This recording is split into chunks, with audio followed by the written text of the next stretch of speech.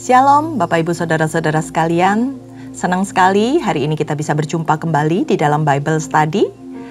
Tuhan Yesus baik di dalam kehidupan kita. Hari ini kita berhasil menyelesaikan kitab sampai Esther, jadi ini yang terakhir saudara-saudara, di dalam pasalnya yang ke-10, ending dari kisah Esther. Nah, Tuhan akan berbicara tentang apa di dalam kitab ini? Mari kita sama-sama merenungkannya dan kita sama-sama saksikan betapa kebesaran Tuhan itu terjadi dalam kisah Esther. Mari kita siapkan hati, kita tundukkan kepala, kita mau masuk di dalam hadirat Tuhan.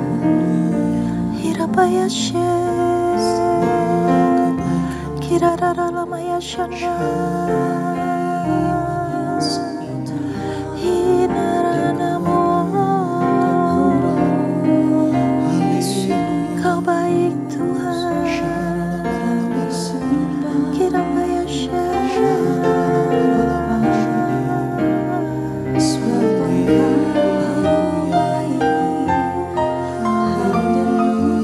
kami datang di hadapan-Mu, kami bawa hati kami sujud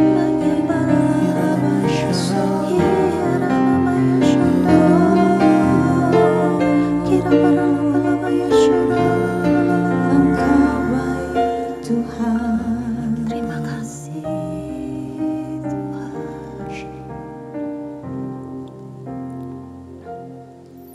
Oleh karena kemurahan Tuhan, ku ada sampai hari ini. Oleh karena kebaikan Tuhan, janji-Mu terjadi bagiku.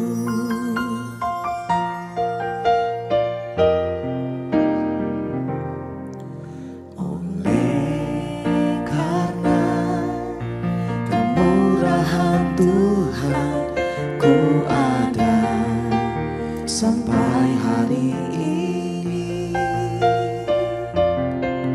Oleh karena kebaikan Tuhan, janji-Mu terjadi bagiku.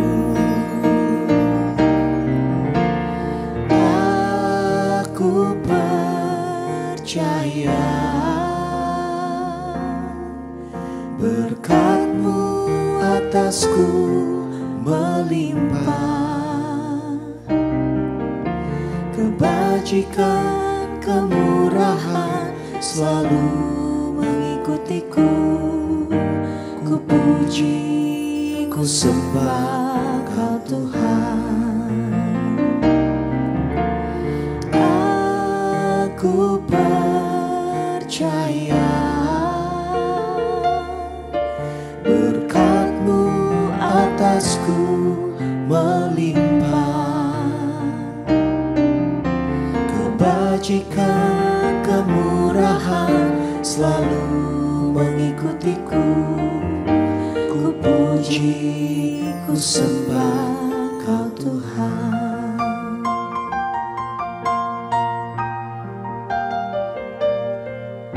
Oleh karena kemurahan Tuhan, ku ada sampai hari ini. Oleh karena kebaikan Tuhan, janji-Mu terjadi bagiku. Aku percaya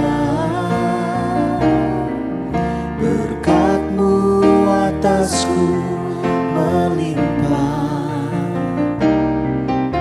kebajikan, kemurahan selalu mengikutiku.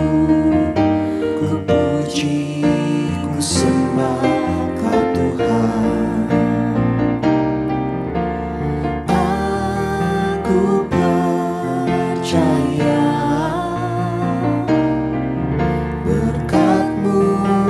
atasku melimpah. Kebajikan, kemurahan selalu mengikutiku. Ku puji, ku sembah Kau Tuhan.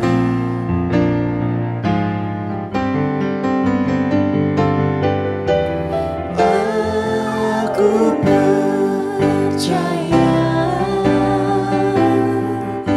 berkat-Mu atasku melimpah.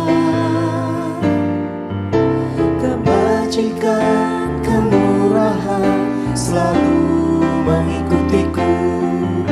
Ku puji, ku sembah Kau Tuhan.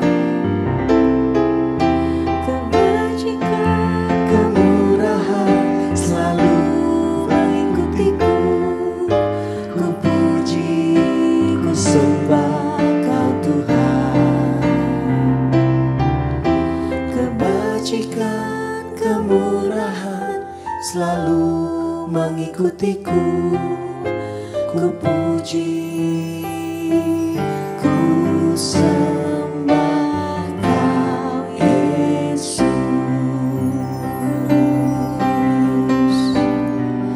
Kami sembah Kau Yesus. Oh, Kau baik Tuhan. Ya Tuhan.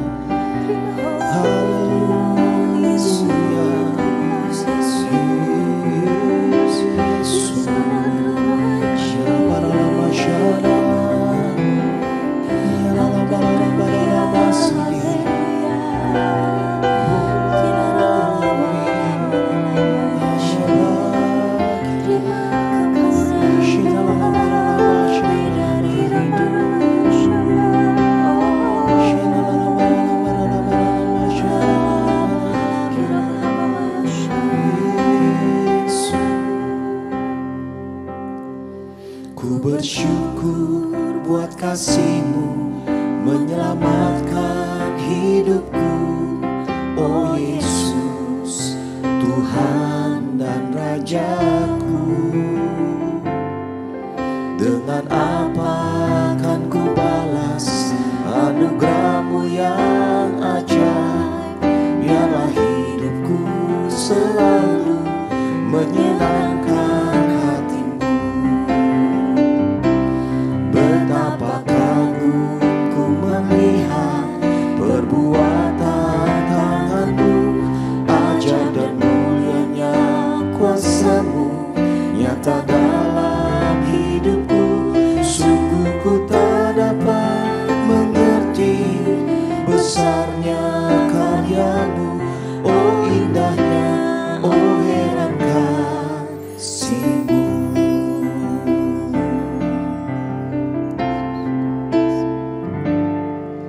Ku bersyukur buat kasih-Mu menyelamatkan hidupku. Oh Yesus, Tuhan dan Rajaku. Dengan apa akan ku balas anugerah-Mu yang ajaib? Biarlah hidupku selalu menyenangkan hati-Mu. Betapa kagum ku melihat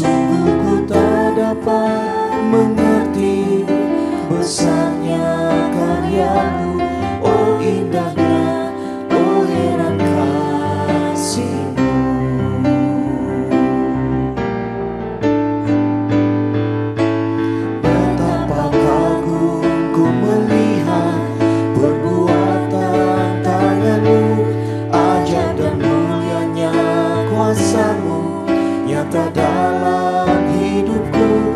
Sungguh ku tak dapat mengerti besarnya karya-Mu, oh indahnya, oh heran kasih-Mu.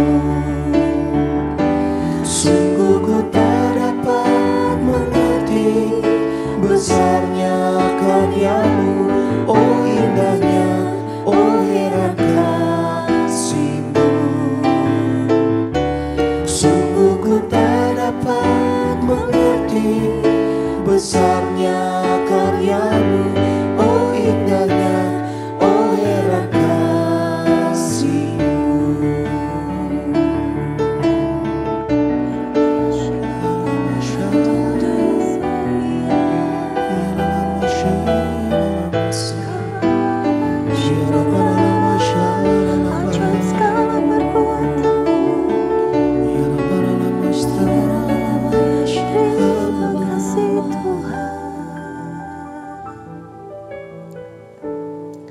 Biar kami merenungkan begitu besar kasih setia-Mu di dalam kehidupan kami, anak-anak-Mu Tuhan. Kalau sampai hari ini kami ada Tuhan, semuanya karena anugerah dan kemurahan-Mu ya Bapa. Pimpin setiap jalan-jalan hidup kami ya Bapa. Dan kami percaya ya Tuhan, hari lepas hari saat kami mengiring Engkau, kami akan semakin dikuatkan, kami akan semakin mengerti bagaimana kami harus berjalan, bagaimana kami harus melangkah. Tuntun kami Tuhan melalui apa yang kami pelajari hari ini. Sebagai seorang murid, kami mau duduk, diam, mendengar, dan melakukan segala sesuatu yang menjadi bagian kami. Berbicaralah Tuhan, hanya di dalam nama Tuhan Yesus. Haleluya. Amin. Oke saudara-saudara, kita sudah sampai kepada ending dari kitab Ester. Walaupun ini dalam penutupan hanya sedikit ayatnya, tapi kita percaya kita diberkati melalui penutupan dari kitab Ester ini, di mana membicarakan kebesaran dari Mordekai. Nah saudara-saudara, 10 hari kita sudah belajar bukan cuma sekedar cerita, bukan sekedar dongeng yang biasa disampaikan kepada seorang anak kecil, sehingga kita bisa ngerti apa yang terjadi di dalam kehidupan Ester. Tetapi makna perjuangan Ester di balik segala sesuatu yang berat yang dia hadapi hari-hari itu, yang mungkin kita bisa jadikan teladan di dalam kehidupan kita. Nah, kalau di dalam penutupan kitab Ester ini menyatakan bagaimana kebesaran Mordekai dinyatakan. Mordekai adalah seorang Yahudi yang diangkat pada zaman itu dalam kerajaan Persia di bawah kepemimpinan Raja Ahasiweros sebagai orang kedua. Sebagai orang asing yang posisinya sangat dihormati di negeri orang. Dan mempunyai jiwa kepahlawanan di mana dia membela bangsanya di negeri orang. Mari kita baca bersama-sama dari ayat 1 sampai yang ketiga ini. Maka Raja Ahasiweros mengenakan upeti atas negeri dan daerah-daerah pesisir juga. Segala perbuatannya yang hebat serta gagah dan pemberitaan yang seksama tentang kebesaran yang dikaruniakan Raja kepada Mordekai. Bukankah semuanya itu tertulis di dalam kitab sejarah Raja-Raja Media dan Persia? Karena Mordekai, orang Yahudi itu, menjadi orang kedua di bawah Raja Ahasiweros, dan ia dihormati oleh orang Yahudi serta disukai oleh banyak sanak saudaranya. Sebab ia mengikhtiarkan yang baik bagi bangsanya dan berbicara untuk keselamatan bagi semua orang bangsanya. Amin, saudara-saudara. Kalau kita melihat secara keseluruhan dari kitab Ester ini, 10 pasal berbicara tentang sebuah krisis yang mereka hadapi. Keadaan yang tidak baik, saudara-saudara. Berbicara keadaan yang membuat mereka ketakutan, khawatir. Tapi saudara-saudara perhatikan di awal, dimulainya kitab Ester itu dibuka dengan adanya sebuah pesta. Dan juga diakhiri dengan sebuah pesta. Pesta oleh Raja Ahasiweros dan diakhiri dengan hari raya Purim yang dirayakan dengan penuh sukacita. Kitab Ester ini menceritakan jutaan orang Yahudi yang terserak di wilayah kekuasaan Persia pada zaman itu. Apa yang sedang diperlihatkan dari kitab ini? Bagaimana sebuah pemeliharaan Allah atas umat pilihannya. Sekalipun mereka berada di dalam tempat yang asing, sekalipun mereka berada di dalam tekanan, tapi Allah tidak pernah meninggalkan kehidupan mereka. Kalau kita perhatikan, tidak banyak nama-nama yang disebut di dalam kitab Ester ini. Ada 5 tokoh yang kita perhatikan selama 10 hari ini, yang diulang-ulang sesuai dengan peran masing-masing. Yang pertama kita lihat adalah Raja Ahasiweros, sebagai seorang raja Persia yang membuka cerita kisah di dalam kitab ini, di mana raja membuat sebuah pesta yang seharusnya sebenarnya nggak ada hubungannya ya saudara-saudara dengan apa yang terjadi terhadap bangsa Israel, umat pilihan Allah di tanah tersebut. Boleh dibilang dia adalah seorang raja yang senantiasa bertindak sewenang-wenang, semena-mena. Apa saja yang dilakukan oleh raja yang bisa kita nilai sebagai tindakan yang semena-mena? Yang pertama, ketika dia mengenyahkan sang ratu begitu saja, ketika sang ratu tidak mengikuti keinginannya sebagai seorang raja, diturunkan begitu saja Ratu Wasti. Kemudian bagaimana dia telinganya mudah mendengar sesuatu yang membuat perasaannya marah, sehingga ketika Haman meminta untuk membinasakan orang Yahudi yang ada di tempat di mana dia memerintah, dia segera menyetujui tanpa berpikir panjang, hanya dari laporan sepihak dari Haman. Tapi kemudian beberapa saat kemudian, ketika peran itu diambil oleh Ratu Ester, dengan seketika juga dia berbalik. Raja Ahasiweros menolong orang-orang Yahudi. Bahkan selanjutnya dia mengizinkan orang-orang Yahudi itu membalas dendam pada orang-orang yang notabene adalah mungkin bangsanya sendiri yang membenci orang-orang Israel. Nah, kita di sini lihat bagaimana kepribadian sang raja. Seorang yang sewenang-wenang, seseorang yang tidak bijak di dalam memutuskan segala sesuatu hanya sepintas dari apa yang dia dengar dan kemudian dia melakukan apa yang sekehendak hatinya. Kemudian yang kedua adalah dikatakan di dalam pasal yang kedua, Ratu Wasti yang mendapat perlakuan semena-mena dari raja, yang menjadi pembuka jalan bagi Ester, next ratu, untuk menduduki jabatan sebagai ratu berikutnya, menggantikan Ratu Wasti. Nah, kemudian yang ketiga adalah seorang yang jahat, ya, seorang yang antagonis yang ditaruh di dalam kitab Ester ini, yaitu Haman, sebagai seorang petinggi negara yang anti dengan bangsa Yahudi. Kita lihat sepak terjangnya, kalau kita ngelihat orang yang suka cari muka, orang yang mau ditinggikan, orang yang sombong. Tapi dia punya peran yang luar biasa, boleh dibilang sebagai bad guy di kitab Ester ini. Dan di situ Tuhan membuktikan pemeliharaannya untuk umat kesayangannya. Begitu luar biasa ya saudara-saudara kalau kita lihat dari tokoh-tokoh yang diperankan dari ketiga tokoh ini. Nah, kemudian kita ngelihat lagi bagaimana Mordekai sesuai dengan perikop di pasal yang ke-10. Siapa Mordekai ini? Mordekai itu orang biasa saudara-saudara. Seorang Yahudi yang dipakai oleh Tuhan untuk membela dan membebaskan orang-orang yang tertimpa kemalangan pada masa itu. Nama Mordekai ini sebenarnya sudah beberapa kali disebut di dalam Alkitab. Antara lain di dalam kitab Esra dan Nehemia. Dia adalah seorang Yahudi yang berada, yang ikut pada masa pembuangan. Dan sepak terjang Mordekai ini dirinci dengan jelas pada kitab Ester.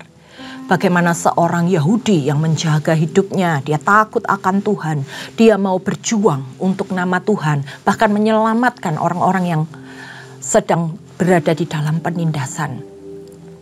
Kalau kita lihat, kisahnya ini hampir serupa dengan keadaan pada masa Daniel, Sadrak, Mesak, dan Abednego dalam kitab Daniel. Mereka juga sama pada masa pembuangan dan mereka mengkhususkan dirinya. Mereka tidak mau mengikuti segala sesuatu yang dilakukan oleh orang-orang sesuai dengan tradisi dan kepercayaan bangsa asing di luar kepercayaan mereka. Sekalipun mengalami sebuah jalan kehidupan yang boleh dikatakan sulit, tekanan yang begitu kuat, tapi mereka ini tetap bisa mempertahankan hidupnya sebagai orang yang menghidupi hukum Tuhan. Nah, kalau kita lihat di dalam Ester 10 ini diungkapkan bagaimana nama Mordekai bisa menjadi besar. Kita ngelihat sampai dia dikatakan menjadi orang kedua di bawah Raja Ahasiweros. Nah, kalau kita lihat dari silsilahnya, Mordekai ini adalah seorang keturunan Benyamin yang diangkut dalam masa pembuangan ketika pada pemerintahan Raja Nebukadnezar, Raja Babel. Nah, dia waktu itu diangkat bersama orang-orang yang ada di sana dan keponakannya. Dikatakan Ester ini tidak berbapak dan tidak beribu. Nah, pada waktu itu mungkin Mordekai bukan siapa-siapa, saudara-saudara. Tapi perhatikan, dia menjaga hidupnya. Dia hidup benar di hadapan Tuhan. Dan kita ngelihat di setiap perbuatan dari Mordekai.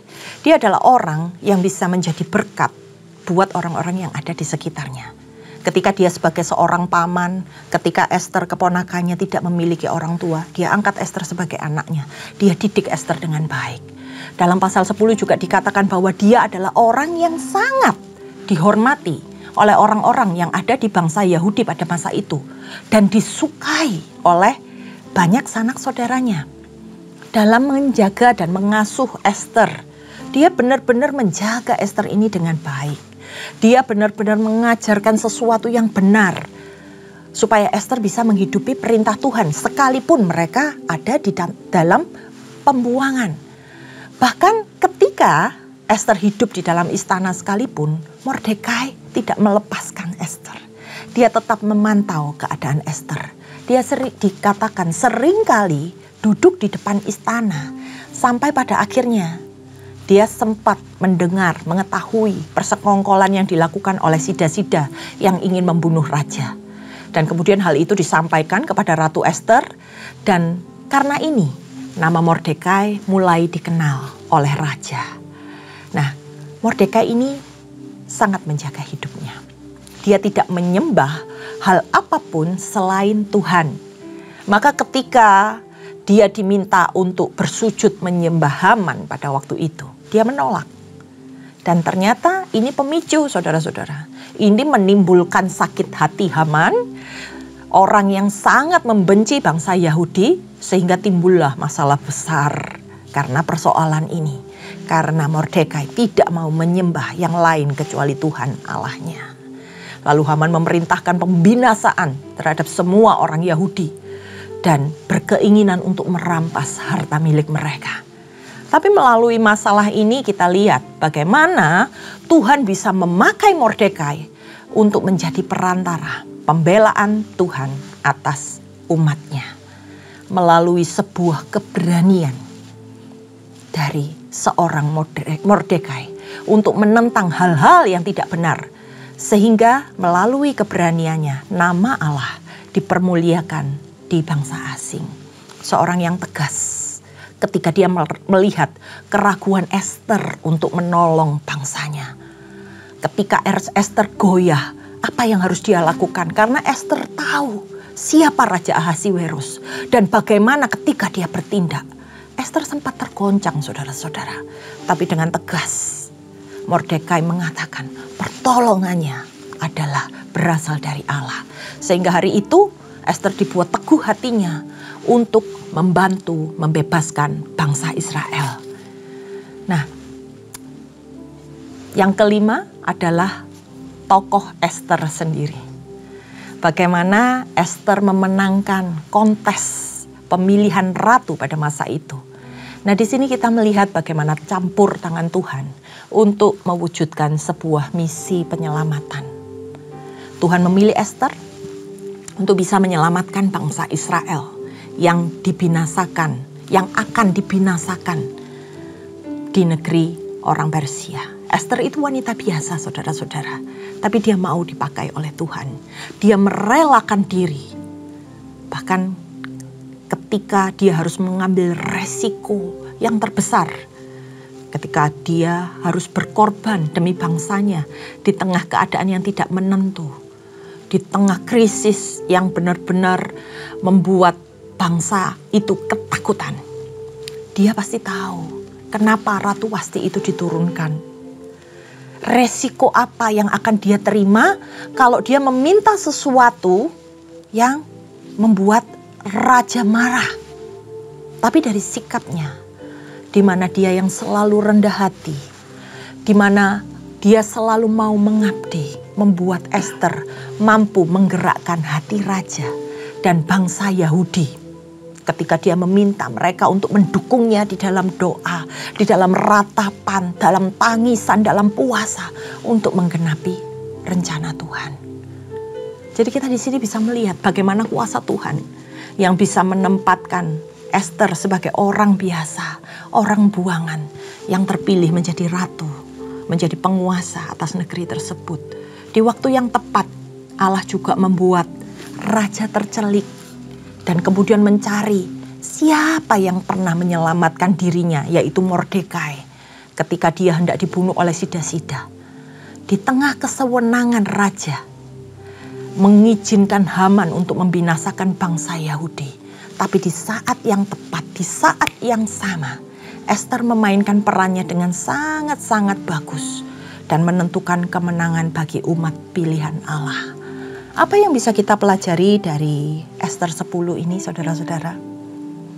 Saya dapatkan adalah pentingnya seorang mentor. Esther bisa menjadi seorang ratu. Esther bisa menjadi seorang wanita yang elegan. Esther bisa menjadi orang yang berkenan di hadapan Tuhan karena ada Mordekai sebagai mentor yang Tuhan siapkan untuk membimbing Esther. Begitu pentingnya saudara-saudara di dalam hidup kita ini, kita hidup di bawah naungan seorang yang benar. Kita lihat bagaimana Mordekai menjaga hidupnya dan dia mengajarkan hal tersebut kepada anak bimbingannya. Sekalipun bukan anak kandungnya, tapi Mordekai mengajarkan segala sesuatu. Waktu itu mungkin Mordekai nggak tahu apa yang akan Allah perbuat, tapi dia hanya melakukan apa yang menjadi bagiannya dengan baik, bahkan yang terbaik. Di setiap apapun yang dikerjakan oleh Mordekai, dia melakukan yang terbaik. Dan di situ kita melihat bagaimana pembelaan Tuhan ketika mereka berada di dalam kesesakan, ketika mereka berada di dalam pergumulan. Dan kita melihat bagaimana Esther bisa berhasil menyelesaikan misinya dalam kitab ini. Bukan karena dia berjuang sendiri. Dia cuma sebagai pemeran utama. Tapi ada peran besar di balik itu semua, yaitu seorang pamannya, seorang Mordekai, yang kita ketahui sebagai orang yang benar-benar membackup Esther. Tapi Mordekai juga tahu bahwa dia mengajarkan apa yang Allah mau, apa yang Allah tuntun untuk Esther lakukan. Sehingga di situ bahkan akhirnya di di pasal yang ke-10 dikatakan kebesaran Mordekai sebagai seorang mentor yang berhasil, seorang orang tua yang berhasil, seorang anak Tuhan yang berhasil. Saudara-saudara, di mana posisimu saat ini? Mungkin kita ditempatkan oleh Tuhan sebagai orang yang mementori hamba-hamba Tuhan.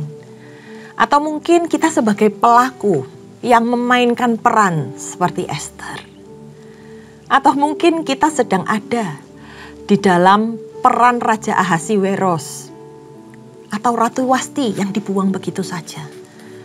Atau kita sedang berada di dalam peran antagonis, yaitu seorang Haman yang keinginannya hanya menghancurkan, iri hati, ingin membalas dendam. Apapun yang kita pelajari dari kitab Ester ini, kita mendapat banyak hal. Tapi yang ingin saya katakan, jaga hidup kita. Sebab kita punya tugas dan peran masing-masing di dalam kerajaan Allah. Apapun itu, lakukan dengan setia. Apapun itu, lakukan dengan sungguh-sungguh. Karena segala sesuatunya Tuhan sudah atur di dalam kehidupan kita. Dan mari kita menjaga hidup kita sampai menang dalam garis akhir yang Tuhan sudah siapkan. Mari kita tundukkan kepala, kita datang ke hadapan Tuhan. Terima kasih Tuhan buat segala apapun yang Tuhan sudah percayakan di dalam kehidupan kami. Kami mau menjalankan segala sesuatunya dengan baik.